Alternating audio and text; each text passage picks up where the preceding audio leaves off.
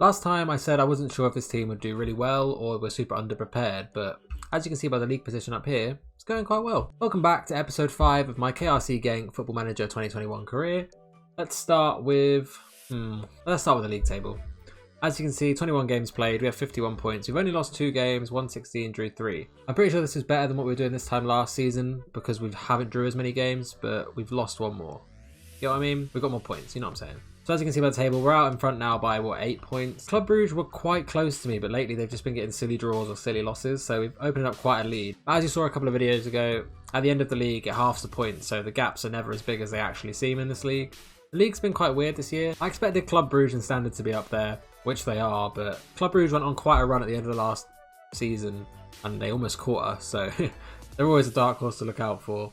If we look at the schedule, there's quite a lot of green. Obviously, there's a loss here against Anderlecht. This annoyed me, but at the time, and obviously for a bit after this, Anderlecht were unbeaten for ages, but they were just winning 6 and drawing 6, so they weren't up there in the league. But they were just hard to beat until Vincent Kompany left. Vincent Kompany went to Atalanta in Italy, and then since then, Anderlecht have been terrible. Where are they now? I've been just 7th. Yeah, they've completely dropped off. This was, I think it's when Kompany left, this was like 7 and 7, and then they've just not really won a game since. So yikers. Anyway, back to the fixtures. We'll either play a game like this, standard, where we only win 1-0 and we struggle to score, or we'll completely smash a team 6-0. So the winning consistency is there. The goal consistency isn't. Like I said, look, more 6 than 2-1, 2-1, and 4-0. So ideally we could consistently destroy teams, but I'll take it. We've also been conceding a lot more goals this season. For instance, why am I winning 5-2? Like, why are we conceding 2 late goals? Poor concentration. Van der Voort, is going to be my keeper going forward, like I said in the very first episode. I don't think he's been as good this year. By 0.4, by 0.004. I don't know, it just feels like he's letting in silly goals, or my defenders are making silly goals. But what are you going to do, I guess? So the league, like I said, going well. On to, where is it? The Belgian Cup, I'll show that. Belgian Cup's been pretty good, other than this game triggered me, because why am I struggling to beat Beerschot? We were 16th in the Pro League. It took us to extra time. We won the game in the end, so that's fine. But silly things like that. Like, why are we not blowing a team like that out? I'm being overly critical, but that's kind of who I am, you know? Then we face Standard Liège in the semi-final. I want to show you this goal because it triggered the shapoopy out of me. So we beat Standard over 2 legs. We beat them 2-1 both times. I'm happy we won, obviously. They're our rivals. It's a good win. They're a good team in this league. However, I do want to highlight this goal, if it will ever let me watch it.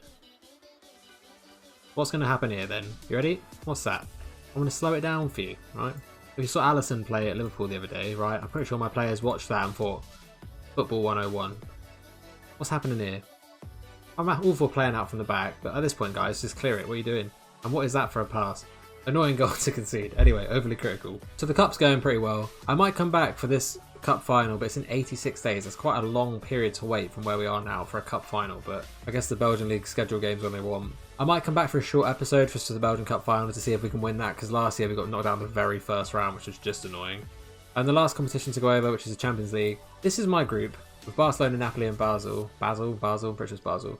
Right? I have no idea how, 1, we came through this group undefeated, and 2, how we finished at the top, but we had some great results. The first game we beat Barcelona, which pretty much set the tone, and we went 1-0 down. I had a draw against Napoli, and they only drew with us in the very last minute, so I was pretty confident at that point. We beat Napoli at home, we draw with Barcelona, and we beat Basel twice, so really happy with the Champions League. No idea how we've managed to wing that, but in the games as well, we're dominating them.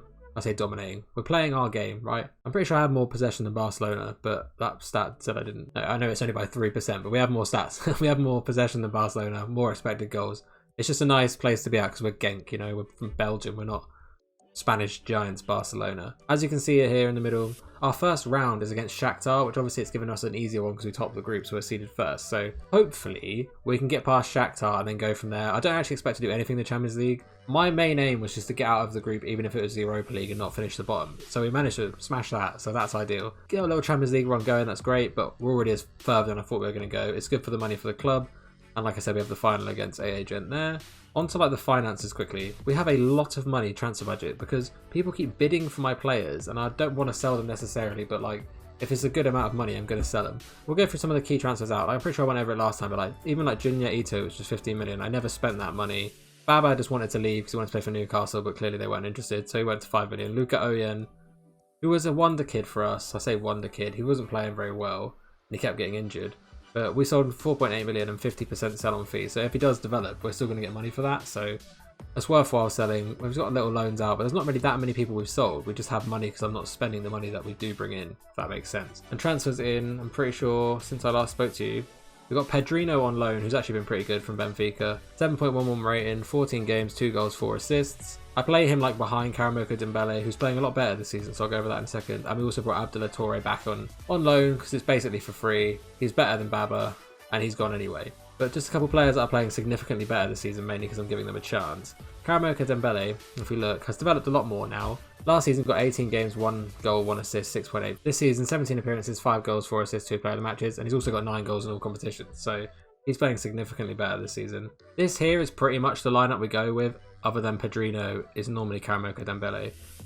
But, oh, Dirksey, we've extended his loan again. He's playing like he's just a good striker, you know. I mean, 6 goals there, but he's got 13 in all competitions if we look down here.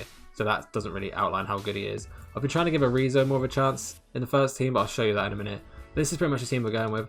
Lokonga has been insane. He's pretty much one of the best players at the club, to be perfectly honest. He's better than I thought he was going to be for 4.5 million. I know we kind of like stole him off Anderlecht because they have money issues, but I'll take it. In 30 games, he's got 9 goals in all competitions, so it's not what I expected, but I'll take it.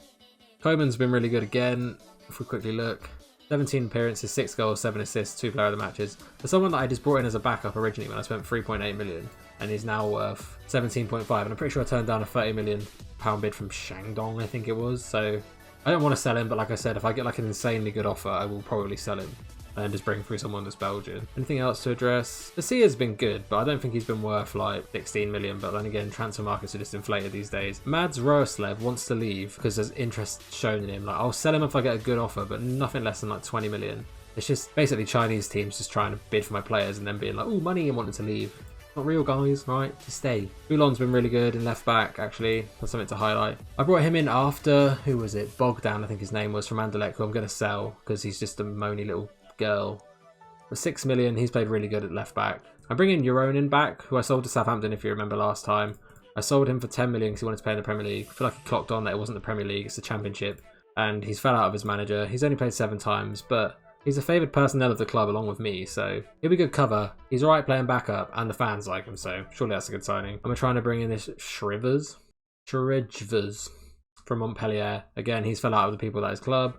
He's just good cover in these positions here. And apparently he used to play for Genk that I didn't know about, so I guess we're bringing back another player. But there's not really any transfer, like, we're selling people, but I'm trying to give the youth a chance in my team. Like, we loaned out one of our centre-backs that was first team, pretty sure he was our captain to be honest, but he never played, and I'm trying to give Ardi Mafundu a chance because he looks good, right? I may as well try and develop him. And all of the ones I've tried to develop so far have turned out pretty good, or we can just sell them for quite a bit of money, so ideal. The only other thing I just want to address quickly, where is he? Matthias Arizo. I brought him in to be my little wonder kid, right?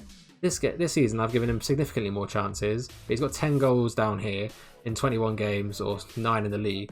But the guy is just unhappy. He's the most unhappy guy I've ever had, right?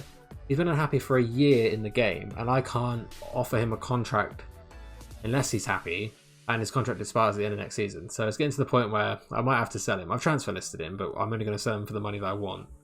But yeah, not ideal. So if I have to sell him, I'm going to bring in a striker that just guarantees me goals, hopefully. But we'll see. Or I'll promote a young player, but we obviously need goals. I don't think I'm going to play a game this episode because it makes the video quite a bit longer, and I've gone over quite a bit already. But just some cool stuff I want to highlight. Henri at Arsenal is doing pretty well, right? I just think it's super interesting personally. Like, he's second in the league. Arsenal were winning the league for a while, but not anymore. Newcastle and their Unai Emery are still mid-table, so no one can really save us. Like I said, Vincent Kompany went to Atalanta, but they were in the Champions League spot when he took over, so not really sure what's going on there. Hopefully he doesn't get fired. Nice to see former players doing well. Here's just a quick look at all the leagues if you want to pause it and have a look who's winning what, but I don't want the episodes to be too long, but I want them to be long enough for me to go over everything. And obviously finding the balance of that is quite hard, right? Like I said, I'll come back probably on the cup final and then at the end of the season. If I'm still winning the league by a fair bit, like right now, because I've got 8 points in advance, 8 points in the league. If it gets bigger than that, I'll just come back on a game that I re-win the title. So we'll go back to back, baby. And then next season, hopefully we can win a three-peat. You know, do the treble. Treble's normally 3 trophies in one. But you know what I mean? Win 3 trophies in a row, that'll be nice. But yeah, I'm pretty sure that's it. That's everything I need to address. That's everything I need to address. I think I've caught you up on everything. If there isn't, I'll just include it in the next video. But going well here at Genk, you know? I didn't expect the league to be going as well. I definitely didn't expect to be doing so well in the Champions League, but I'll take it, you know? I'll take it. But if you enjoyed the video, please give it a like, subscribe if you're new, and I'll see you in a few days for another one. See you later, my dudes. Bye! Hero.